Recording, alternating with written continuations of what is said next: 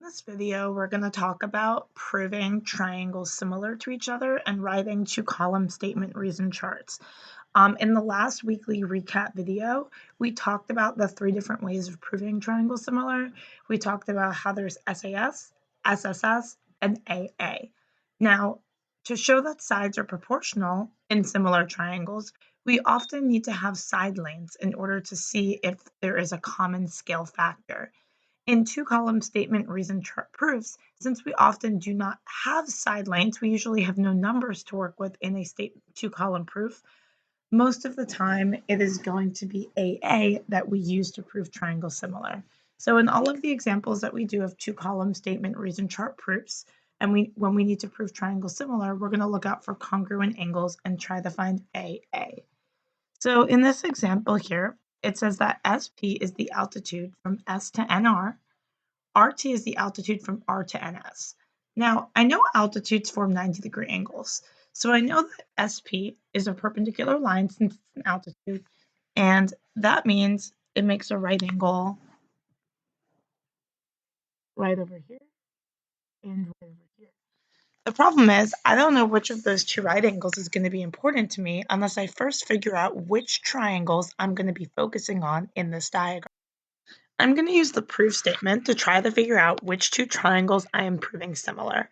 So according to my proof statement, it actually tells me that I'm proving triangle NRT similar to triangle NSP. So as you can see, this right angle is one of the three angles of this red triangle, whereas this right angle is not one of the three angles of either of the two right triangles. So this angle is going to be important to me because it's in one of the triangles that I'm proving similar to the other. Using that same idea, since RT is the altitude, it's once again perpendicular to the side of the triangle. So it creates right angles, and I'm going to be interested in this right angle because it's an angle of the blue triangle, triangle NRT. Now, notice how these triangles, the blue and the red one, are overlapping. So when we have overlapping triangles, there's always something that's shared, something in common, either a side or an angle. And here I see that angle N is what's going to be shared between the two triangles. They both contain angle N. And if you take a look at the letters of the names, you'll see that angle N is what's repeated in both of the triangle names. So we can say it's congruent to itself by the reflexive property. And now what we have is AA. We have two congruent pairs of angles, the right angles and the shared angle in the two triangles that we're proving similar. Give me a second. I'm going to write up the proof and pause the video so that way we can see what this looks like in a two-column statement reason chart. And here I have the full proof written up. Take a second, read through it, and make sure that you can match up everything in the proof to what was marked in the diagram.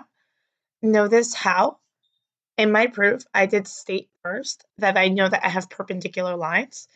And the reason I know that is from the givens, we had altitudes, and I know that altitudes are perpendicular lines. Sorry, that got jumbled up. Altitudes are perpendicular lines.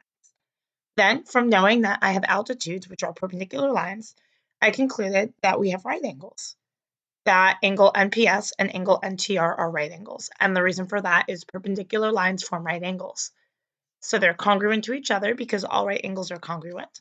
And then I mentioned the shared angle, angle N, that's the reflexive property. And finally, we're proving the triangle similar by AA. Okay, here's the next example. So here we have a trapezoid. And the only thing that we know about trapezoids is that there are one pair of parallel sides. And the sides that are parallel in the trapezoid are always the bases of the trapezoid. So I'm going to put that in. Looking at our proof statement, we want to prove that triangle BEC, I'm going to just highlight that triangle, is similar to triangle DEA. I'm going to highlight that triangle as well. Now, all of my givens are there for a reason. So I know that I have parallel lines. So I'm going to think parallel lines cut by a transversal. And if I highlight my parallel lines and my transversal, I see a letter Z. And that tells me that I have congruent alternate interior angles inside the lines on different sides of the transversal. Then, if you know this, I have intersecting lines here formed by the diagonals of this trapezoid, and I see that letter X. And whenever I have that letter X made by the intersecting lines, I have congruent vertical angles. Vertical angles are always congruent. And here in the two triangles, we have two congruent pairs of angles. So we have found our AA. We have the alternate interior angles and we have the vertical angles. I'm going to pause here and write up the proof. Please also pause the video and try to write it up yourself as well. Make sure everything from the plan gets into your proof. Here I have a 2-column statement reason chart for this proof written up. So notice that everything that we marked in the diagram is in the proof. Before we know that the alternate interior angles can be congruent, we do need to know that we have parallel lines cut by a transversal. So notice before I mentioned the alternate interior angles in my proof, I did state that BC is parallel to AD, and the reason bases of a trapezoid are parallel. Notice also I mentioned our vertical angles. Intersecting lines form congruent, I should say vertical angles, congruent vertical angles. And then we have the two triangles similar by AA. Okay, this one's a little bit more difficult. So if you take a look, we're actually going to be proving a proportion. And before we can prove a proportion, we first need to prove that triangles are similar. And then once we know triangles are similar, we know that their corresponding sides are proportional, so that allows us to set up a proportion. I'm going to use my proportion to figure out which triangles I'm focusing on. So AF is right over here, and DP is right over here. AC is attached to AF, so I'm going to use the same color for it. And that gives me two sides of a triangle. So I was able to identify one of the triangles I'm working with now. And the other segment's PB, and PB is attached to PB. So I'm going to put it in the same color. And now I can clearly see what the other triangle is that I'm focusing on. So I want to prove the blue triangle and the red triangle similar to each other. And I know in order to do that, I'm looking for two pairs of congruent angles for AA. Let's take a look at the givens and try to mark our diagram in order to figure out how we're going to get those congruent angles. So we have AB congruent to AC. So what that tells us is that triangle ABC has two congruent sides, or that it's isosceles. So I'm going to think about if I know my triangle has two congruent sides, that means that it's two congruent angles. And according to the base angle theorem, those are the angles opposite on the congruent sides. That tells me that angle 1 is congruent to angle 2. And that's really helpful because angle 1 is one of the angles of the red triangle, and angle 2 is the corresponding angle to it in the blue triangle. So that gives us one pair of congruent corresponding angles already. So we're halfway there. We have one A, we just need another. Let's see if we can get it from the other givens. So we know that AF is perpendicular to BC. So here's AF, here's BC, they're perpendicular. That means they form right angles. So that means angle 5 over here is a right angle, and that's an angle in the blue triangle. Let's see if we can get another right angle in the red triangle. And luckily, our last given is talking about more perpendicular lines. PD is perpendicular to AB.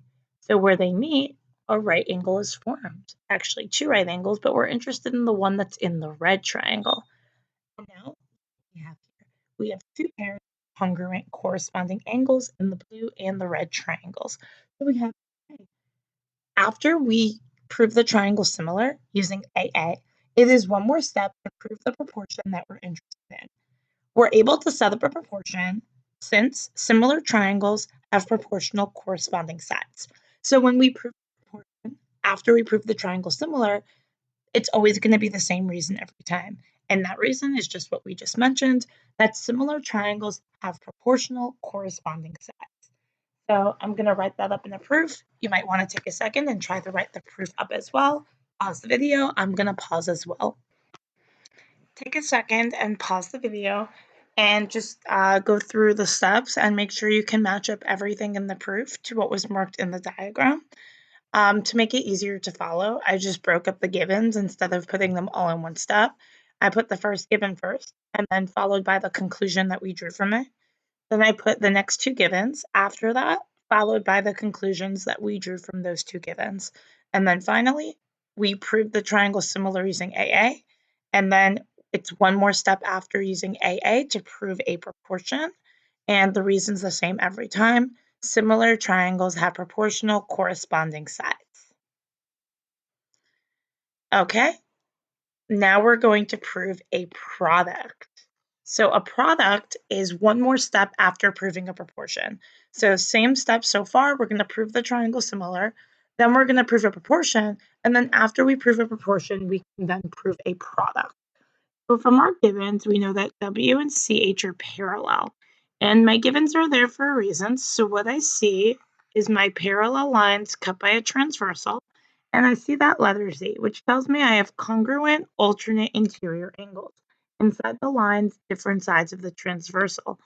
And I also see my intersecting lines that are mentioned in the givens. So I have congruent vertical angles formed by the intersecting lines. And there I have my triangle similar by AA. After we prove triangle similar by AA, it is one more step to prove a proportion. Now, when we're proving a product, we want to make sure that the proportion that we make cross multiplies to give us the product that we're actually trying to prove. And an easy way to create your proportion is to take the first term and divide it by the last term, so that would be WT over AT, and to take the first term here and divide it by the last term here. So the proportion would be WT over AT equals to HT over CT. And notice that when we cross multiply that, if we multiply this way, we get this half of the product that we want. And if we multiply this way, we get this half of the product that we want. So I'm going to pause the video and I'm going to write up this proof. Try your best to write it up as well. And then I will pause the video and show it to you. And what's very important when you're proving a product is to make sure that the proportion that you create does in fact cross multiply to give you the product you're actually trying to prove. So notice in my proof, I have my alternate interior angles being congruent due to the parallel lines cut by the transversal. I have my congruent vertical angles formed by the intersecting lines, so that gives me AA. Then it's one more step after proving the triangle similar to prove a proportion, and it's always the same reason every time. And then after that, it's one more step to prove a product. Now, the reason that we use to prove a product is always the same every time. When we cross multiply, these two terms, the ones in green here, are called the means, and these two terms, the one in red here, are called the extremes. So the way that we justify our cross multiplication is by saying in a proportion, the product of the means equals the product of the extremes. And it's the same reason anytime you want to prove a product.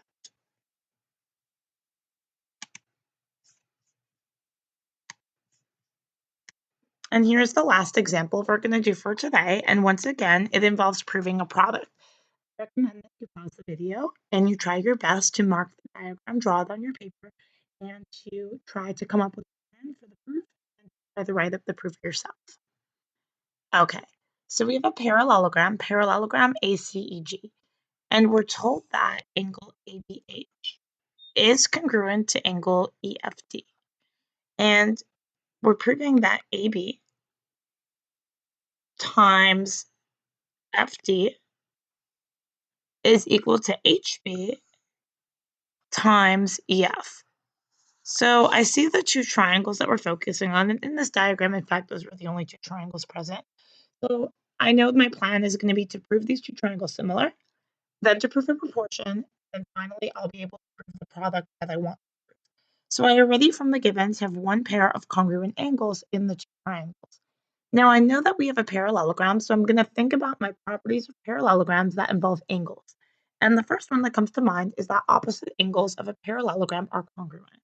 So angle A and angle E are opposite angles of this parallelogram, so they are congruent. And that gives me my AA.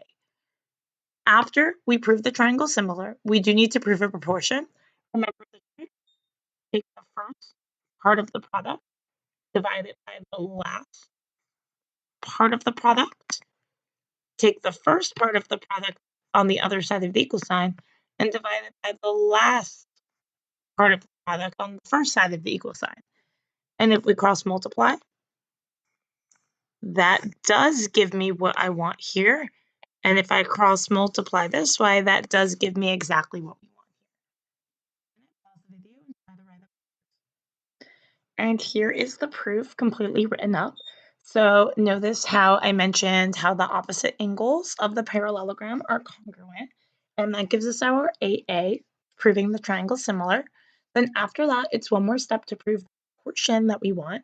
And it's the same reason every time.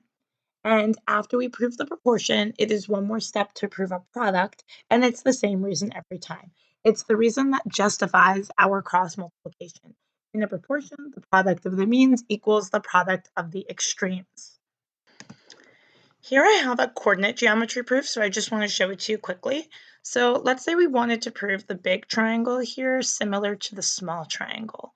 Notice how the two triangles share an angle due to the reflexive property. Angle E is in both the small triangle and the big triangle at the same time. So the best and easiest way to go about this proof would probably be to show SAS. So in order to show SAS, you would need to find the scale factors of the corresponding sides, so of EF and EH, and of EG and EJ, and show that the scale factors of both pairs of corresponding sides are in fact the same. And then you'll know that the corresponding sides are proportional and the angle in between is congruent. So then you'll have SAS. A second approach is you can show that the segment is parallel to the base. That would just be two slope formulas, but I'm going to stick with SAS. I'm going to pause the video. I'm going to write it up. You should pause the video and try to do the distance formulas as well, and find the scale factors. And then I'll unpause the video so that way you can see the answer. Remember that coordinate proofs always end with a concluding statement summarizing what your calculations show. So my concluding statement is, since corresponding sides EF and EH are proportional by a scale factor of 2, and EG and its corresponding side EJ is also proportional by a scale factor of 2, and the angle in between the two proportional sides is congruent to itself by reflexive property, triangles EFG and EHJ are similar by SAS. Now I found that the corresponding sides were proportional because I used the distance formula to find the length of EH and its corresponding side EF, and then I divided side by big triangle over corresponding side from small triangle to get the scale factor. And I did that with EG and EJ as well. After I found the lengths, I did EJ, the side from big triangle, divided by the corresponding side to it from small triangle, and I got that it had the same scale factor.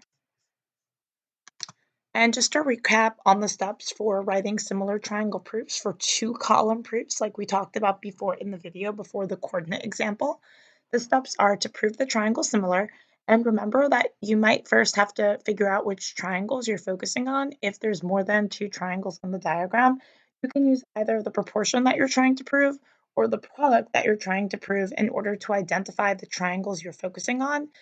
Just like we did in the questions that we did together, you can use color and highlight the parts of the proportion or the product so you can see which two triangles they are parts of. After you prove the triangle similar that you're focusing on, you can prove a proportion involving the corresponding sides. That's one more step after proving the triangle similar. And as we talked about, it's the same reason every time. Similar triangles have proportional corresponding sides. And then finally, after proving a proportion, it's one more step to prove a product. And the reason's the same every time. In a proportion, the product of the means equals the product of the extremes.